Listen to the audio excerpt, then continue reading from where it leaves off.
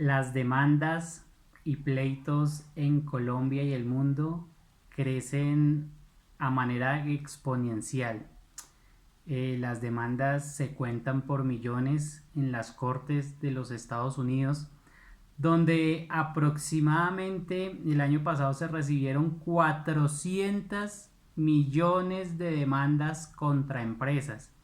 Es así que un artículo de un periódico dice que la demanda contra empresas es un negocio muy jugoso. Bueno, lo cierto es que los pleitos, las divisiones, las contiendas no empiezan allí en los Estados Unidos, sino más bien vemos que el hombre, desde a partir de su creación, desde que él cae en pecado, levanta el puño contra Dios y se constituye enemigo de Dios. Es más, le echa la culpa de algo a Dios. Dice, la mujer que usted me dio. Ahí vemos que la historia sigue avanzando y los dos primeros hijos de esta primer pareja, ¿qué le hizo Caín a Abel? Le mató, ¿verdad?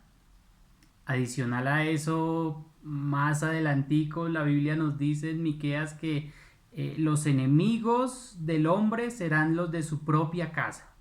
Y ya lo vimos dos devocionales antes con un hombre que se acerca al Señor Jesús y le dice, Maestro, di a mi hermano que parta conmigo la herencia. Esto lo dijo un hombre al Señor Jesús allí en Lucas capítulo 12 y versículo 13. Pleitos, contiendas, quizá en este día te envuelves en una, te encuentras en alguna. El título de este devocional es Deje el pleito, deje el pleito. Pero ¿cómo podemos reconciliar las palabras del Señor Jesús que dice, no he venido a traer paz, sino disensión? Y reconciliar las palabras del Señor Jesús que también nos dice, amad a vuestros enemigos. Oremos, queridos hermanos, muy buenos días. Damos gracias al Señor porque usted sintoniza este canal de YouTube a esta hora de la mañana o quizá en otra hora usted revisa este devocional. Permítanme orar e iniciamos con este devocional que lleva como título Deje el pleito. Oramos. Padre, muchas gracias por este tiempo. Gracias por tu ayuda, gracias por tu misericordia, gracias por tu auxilio, gracias porque tú eres fiel y tu palabra es verdad. Ayúdanos a comprender lo que nos dices allí y gracias, Señor, por este tiempo y por este precioso evangelio en Lucas que hoy lo observamos como capítulo 12. Gracias, Señor. Muchas gracias por este tiempo. Amén. Hermanos y amigos, abran sus Biblias en Lucas capítulo 12 y versículo 49. Una porción, como ya lo dije, un poco difícil de reconciliar, una porción un poco compleja en nuestra primera observación, pero debemos estar observando bien, es lo primero que debemos hacer, una buena observación para poder tener una buena interpretación y por supuesto una buena aplicación. Versículo 49, dice la escritura, fuego vine a echar en la tierra. ¿Y qué quiero? Si ya se ha encendido. Dice el Señor Jesús que ha venido a traer fuego. Y cómo quisiera que ese fuego ya estuviera ardiendo. Su misión, la misión del Señor Jesús, sin lugar a duda, iba a producir algo un poco tremendo. La división era algo que hacía parte de lo que iban a vivir estos pueblos judíos. Era una misión de una u otra manera perturbadora. Él veía claramente que la cruz se convertiría en un punto de controversia y en un punto de argumentación. Él deseaba que eso ya hubiera pasado. Entonces él adicional a esto dice, yo como quiero que ya estuviera encendido este fuego. ¿Sería el fuego de la división acaso? O tal vez también algunos buenos estudiosos nos dicen que él deseaba una adoración genuina, que en realidad hubiera un fuego genuino motivado por el Espíritu Santo y que ese fuego ya estuviera ardiendo en cada una de las personas que iban a confesar su nombre, en cada uno de estos judíos que iban a aceptarle, y vamos a ver qué les iba a pasar a ese pueblo judío, qué iba a suceder con estos discípulos y qué iba a suceder con los discípulos que vendrían posteriormente. Así es de que observemos el versículo 50. De un bautismo tengo que ser bautizado. ¿Y cómo me angustio hasta que se cumpla? Se refería a su muerte. El Señor Jesús sabía que venía su muerte, sentía que su poder estaría restringido hasta que fuese consumada la obra de la cruz. La traducción del lenguaje actual nos dice de la siguiente manera. Dice, pero primero tengo que pasar por una prueba muy difícil, un bautismo de sufrimiento, y sufro mucho hasta que llegue ese momento. El Señor, una vez más, dice, de un bautismo tengo que ser bautizado. Primero tengo que pasar por una prueba muy difícil, les estaba diciendo el Señor. Un bautismo de sufrimiento. Y dice el Señor, y sufro mucho hasta que llegue ese momento. La angustia había empezado a tomar lugar. Y él se angustiaba, dice, y exclama, ¿cómo me angustio hasta que se cumpla? Él conocía la forma terrible de muerte, que como cordero iba a ser llevado al matadero. Pero observemos el versículo 51. Dice, ¿pensáis que he venido a dar paz en la tierra? Os digo, no, sino disensión. Sin lugar a dudas, el judaísmo era una religión de familia. Era una religión en que el culto era una actividad normal del círculo hogareño. Era una actividad que se vivía en las familias. Era una actividad muy atractiva, muy especial. Ustedes y yo lo podemos ver cuando Jesús tenía 12 años, cómo se hacían allí esas caravanas, cuando ellos iban al templo, cuando ellos tenían en su mente y en su corazón esas palabras, repetirlas a sus hijos en el camino. Tenían ese privilegio de compartir la palabra con sus hijos al comer, en los alimentos, en la noche, al levantarse. Y en sí el judaísmo era una religión muy hogareña.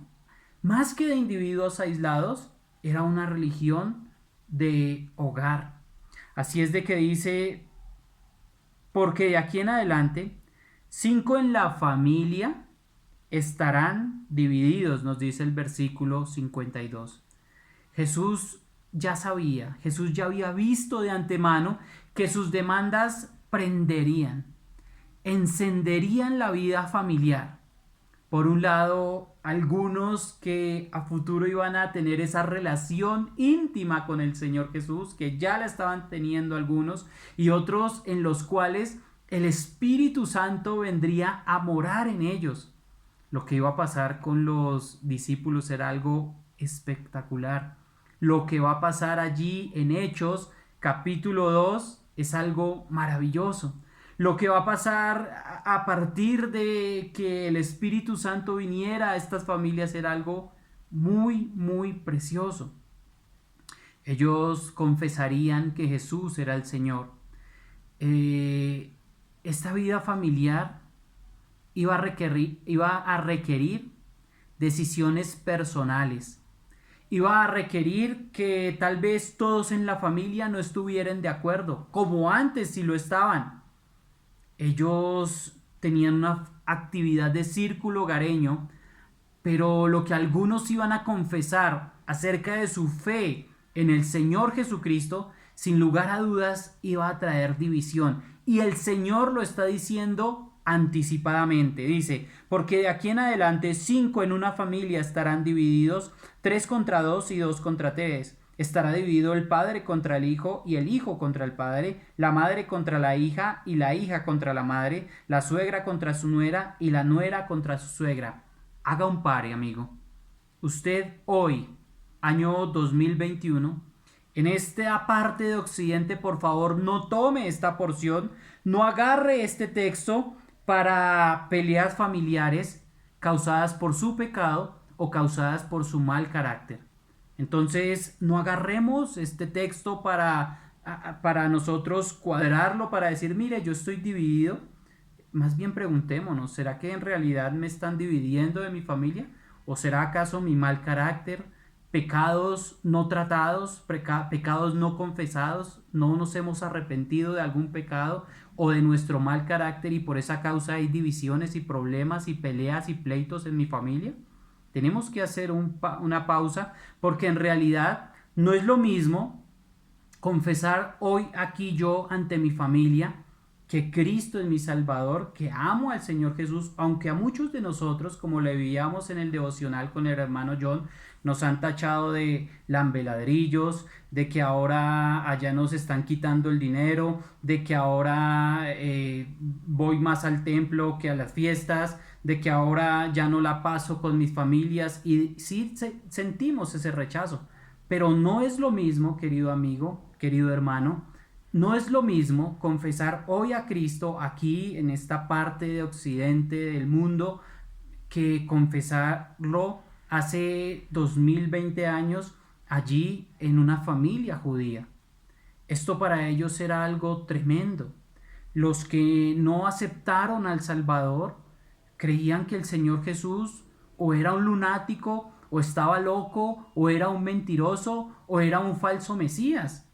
Y esto era causa de maldición para ellos. Entonces no es lo mismo hoy confesar a Cristo acá o tener que, perdónenme, en estos momentos hacemos un alto en el camino y pensamos en Afganistán. Confesar a Cristo delante de ISIS-K o de el pueblo talibán. ¿Podemos tomar un minuto para orar por ellos? Hagámoslo en este devocional. Hagamos algo diferente y oremos por ellos. Tomemos un minuto para decirle, Señor, Padre bueno, son tu creación también. Te pedimos por ellos, te pedimos por el pueblo de Afganistán, para que les dé el valor a nuestros hermanos allí. Y también, Señor, salves y continúes salvando aún a estos líderes de estas sectas radicales, Señor. Ayúdalos, por favor, a comprender que tú eres la salvación para este mundo perdido. Te pedimos por Afganistán, en el nombre de Jesús. Amén. Hermanos, no es lo mismo confesar hoy aquí a Jesús que confesarlo ante diferentes panoramas o ante diferentes situaciones. Por esta razón, el Señor habla de una división tremenda. Pero en el versículo 54 dice, decía también a la multitud, les decía a todos, les decía a la multitud, cuando veis la nube que sale del poniente, luego decís, agua viene, y así sucede. Y cuando sopla el viento del sur, decís, hará calor, y así hace. Ustedes ven que viene una nube de occidente, y ustedes dicen, va a caer un aguacero, y efectivamente cae tremendo aguacero. O ustedes sienten el que sopla el vientico del sur muy suave, y dice, va a hacer calor, y hace un calor tremendo. Entonces, los contemporáneos de Jesús, miremos el versículo 46 y pensemos en ellos, porque a ellos el Señor Jesús una vez más les dice, necios, hipócritas, ¿sabéis distinguir el aspecto del cielo y de la tierra? ¿Y cómo no distinguís este tiempo? Los contemporáneos de Jesús no comprendían la importancia de su venida, ni la trascendencia de rechazarlo. Ellos no comprendían eso. El Señor Jesús le está diciendo, ustedes saben interpretar las señales del clima en la tierra y en los cielos, pero no saben interpretar los tiempos presentes. Miran lo que yo hago, les decía el Señor Jesús, ustedes miran lo que yo hago y no son capaces de entender las señales de Dios. Todo lo que hacía el Señor Jesús era la señal de Dios para ellos. Era la presentación del Mesías, era la presentación del Rey Mesías ante ellos, pero ellos no la supieron comprender, no comprendieron la importancia de aceptarlo y tampoco la trascendencia de rechazarlo. Qué triste eso. Dice el versículo 57, ¿y por qué no juzgáis por vosotros mismos lo que es justo? En la traducción del lenguaje actual dice, elige hacer lo correcto.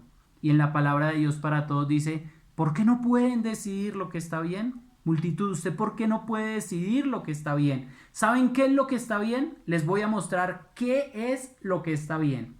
Si lo que está bien es hacerle frente a la división, si lo que está bien es andar con Jesucristo, pase lo que pase, identificar las señales que Dios les estaba dando en la persona de Cristo Jesús, pues entonces les dice, toma un ejemplo práctico y les dice, hagan un acuerdo. ¿Qué es lo que está bien? Reconciliarse con Dios. Dice, ¿y por qué no juzgáis por vosotros mismos lo que es justo? Versículo 58.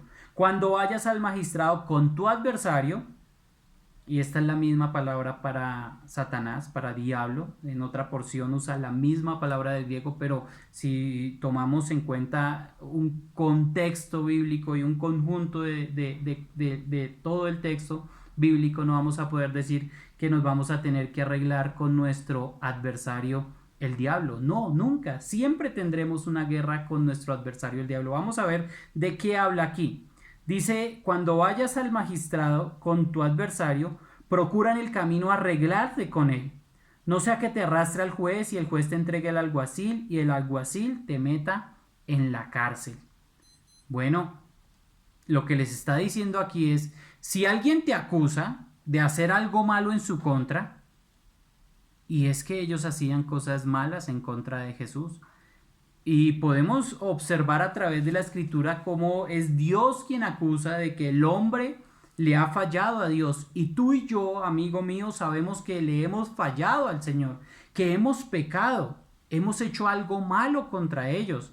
Entonces dice, arregla el problema con esa persona antes que te entregue al juez. Amigos, hay un juicio. Hay un juicio futuro para todo aquel que rechaza al ofrecimiento de este perdón presente que Dios está ofreciendo a los hombres en Cristo Jesús. Y dice, de lo contrario, es decir, si no te arreglas, el juez ordenará a un policía que te lleve a la cárcel. ¿Quién era ese policía? Aquí nos dice el alguacil. Era un funcionario de la policía local del tiempo que ejecutaba las órdenes del tribunal del tiempo. Entonces la invitación es que reconciliados con Dios.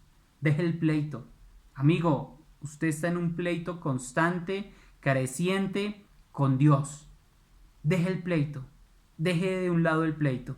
Dice el versículo 59, te digo que no saldrás de allí hasta que hayas pagado la última blanca. En el ejemplo, el Señor Jesús dice, usted puede salir de la cárcel pagando cierta cantidad de fianzas, pero quizá de la cárcel física se puede salir, sí, al terminar la condena, al pagar la fianza, pero amigo, la deuda del pecado es una deuda eterna. Por lo tanto, su pago es un pago eterno. Solo la sangre de Cristo puede sacar. Solo la sangre de Cristo puede salvar y solo la sangre de Cristo puede pagar la deuda que tú tienes y que yo tenía con Dios. En la cruz del Calvario paga esa deuda. En la venida de Cristo, los contemporáneos no comprendieron la importancia de su venida, no distinguieron esos tiempos, no distinguieron la trascendencia de rechazarle a Él. La verdad es que en estos tiempos, amigo, por favor, comprenda, rogamos, como lo dice también la Escritura, que usted comprenda esa lluvia de gracia que hay para usted y que los creyentes ya nos mojamos con esa lluvia de gracia.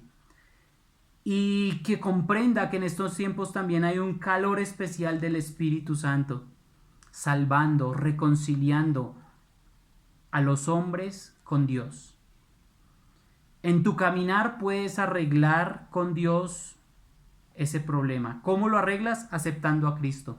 aceptando su perdón, aceptando que usted no puede pagar, aceptando que solo creyendo en Cristo, Él pagó hasta la última gota de su sangre, como dice aquí, hasta la última blanca, hasta el último centavo. Él derramó hasta la última gota de su sangre por ti y por mí en la cruz del Calvario. Él lo dijo, tetelestai, consumado es pagado. Amigo, terminamos así este devocional. En el próximo entraremos al capítulo 13 de Lucas.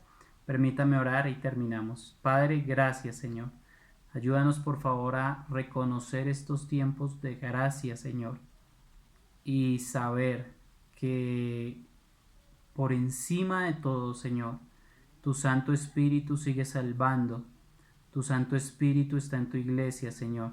Tu Santo Espíritu mora en cada creyente y tú quieres reconciliar consigo mismo al mundo en la persona de Cristo Jesús. Ayúdanos a vivir para ti y ayúdanos a tomar decisiones de reconciliarnos contigo, mientras tanto que podamos caminar por esta vida. Te damos gracias, Padre, y en ti confiamos. Amén. Hermanos, buen día y bendiciones.